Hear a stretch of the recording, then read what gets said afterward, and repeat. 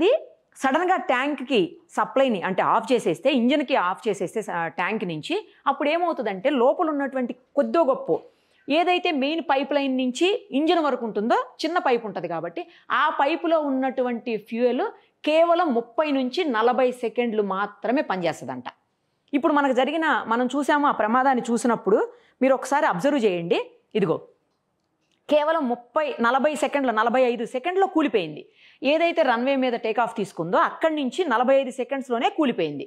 అంటే 45 సెకండ్లు ఏదైతే ముందు నేను ఇప్పుడు చెప్పాను ఫ్యూయల్ ట్యాంక్ దగ్గర నుంచి సప్లై చేసే అవకాశం ఉందని, కాస్త టైం మాత్రమే సప్లై అవకాశం ఉందని చెప్తున్నాను కదా. సో ఆ టైంలో 30 to 40 సెకండ్స్ అని చెప్పాను. 30 to 40 సెకండ్స్ మధ్యలో ఆ కొంచెం ఫ్యూయల్ మాత్రమే ఉంటుందంట. ఆఫ్ అయిపోయింది కదా ఇంజిన్ ఇక్కడ, అంటే ఇంజిన్ దగ్గరికి సప్లై ఆఫ్ అయిపోయింది కాబట్టి ఆ కొంచెం మొత్తం మాత్రమే ఉంటుంది. అంటే చాలా తక్కువ సమయానికి సరిపడా ఇంధనం మాత్రమే ఉంటుంది ఆ పైపులో. కరెక్ట్గా అదే జరిగింది. 45 సెకండ్స్లో ఆగిపోయింది ఇంజిన్. ఆగిపోయి రెండు ఇంజిన్లు ఆగిపోవటం, కొలాప్స్ అయిపోవటం మనం కళ్ళారా చూసాము విజువల్స్లో. సో అంటే కావాలని ఎవరో ఆఫ్ చేశారన్నమాట. ఇప్పుడు ఏం జరిగింది, దాన్ని పూర్తిగా తనిఖీ చేయకుండా అసలు ఎందుకు పంపించారు? గ్రౌండ్ సిబ్బంది బాధ్యత వహించాల్సినటువంటి అవసరం ఉంటుంది దీనిలో. వాళ్ళదే పూర్తి బాధ్యత. ఎందుకంటే ఆ వాల్వ్ని తీయటం కానీ లేకపోతే తిరిగి ఆన్ చేయటం కానీ ఆఫ్ చేయటం కానీ కేవలం వాళ్ళదే బాధ్యత.